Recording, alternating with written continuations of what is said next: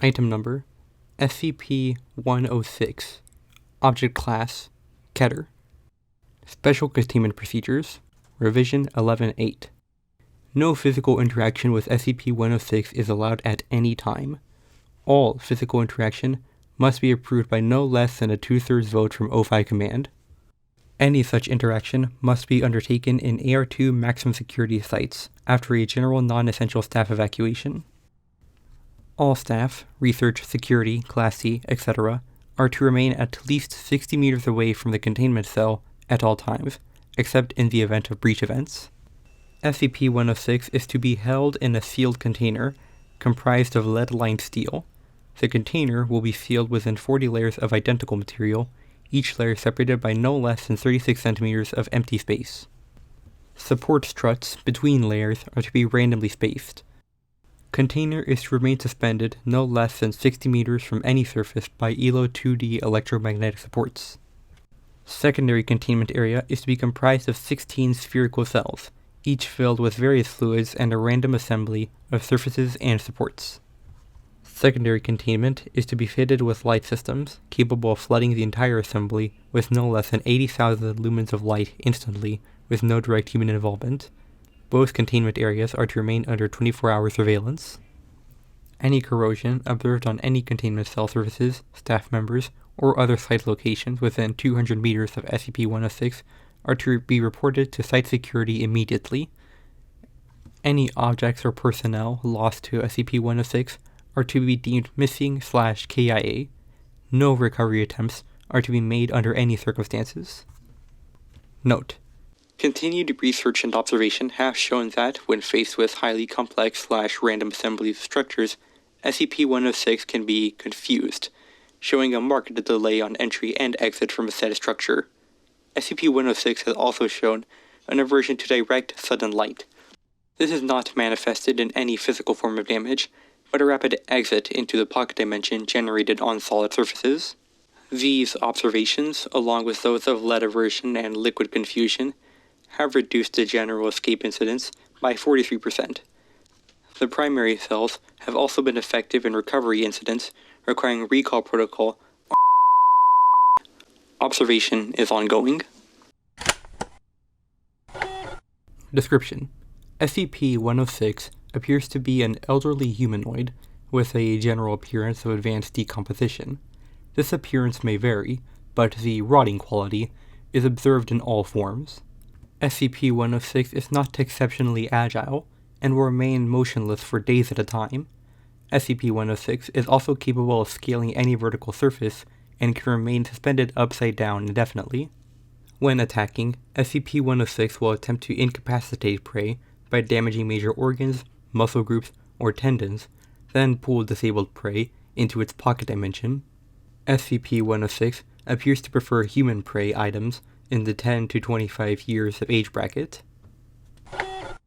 SCP-106 causes a corrosion effect in all solid matter it touches, engaging a physical breakdown of material several seconds after contact.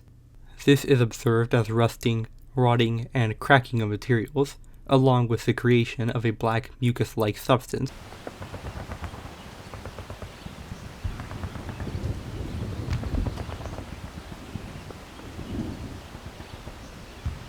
Similar to the material coating SCP-106.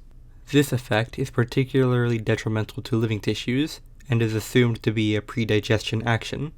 Corrosion continues for 6 hours after contact, after which the effect appears to burn out. SCP-106 is capable of passing through solid matter, leaving behind a large patch of its corrosive mucus.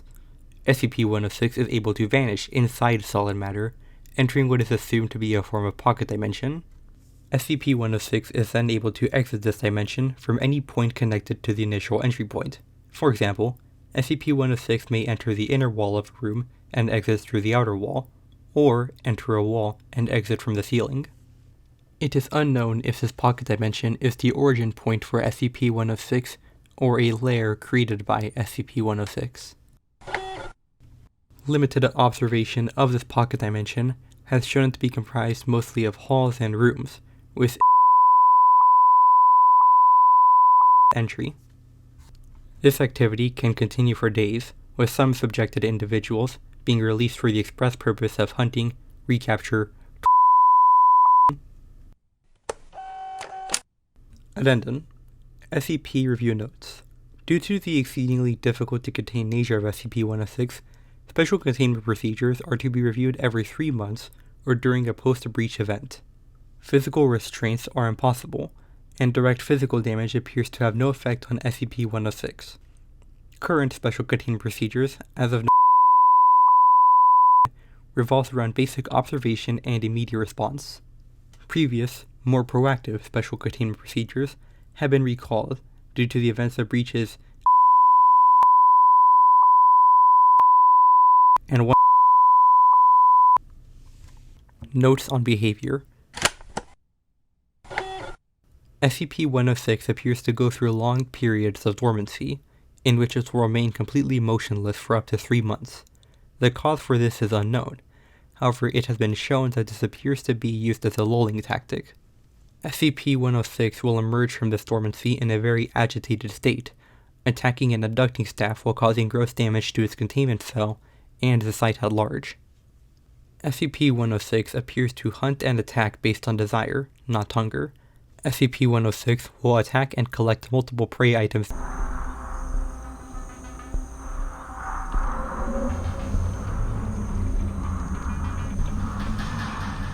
during a hunting behavior event, keeping many alive in the pocket dimension for extended periods of time. SCP-106 has no determinable limit and appears to collect a random number of prey items during an event. The inner dimension accessed by SCP-106 appears to be only accessible by SCP-106. Recording and transmission devices have been shown to still operate inside this dimension, though recordings and transmissions are very degraded.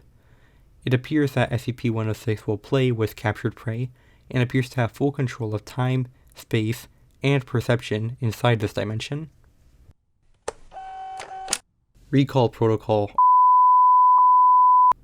In the event of a breach by SCP-106, a human within the 10 to 25 years of age bracket will be prepped for recall, with the compromised containment cell being replaced and restored for use.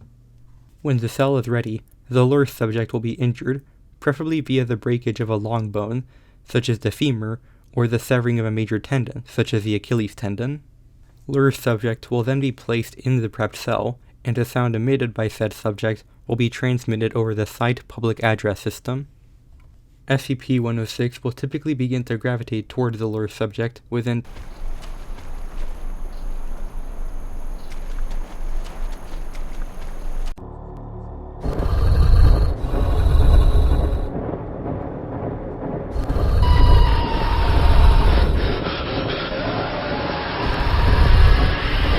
10 to 15 minutes after hearing the subject.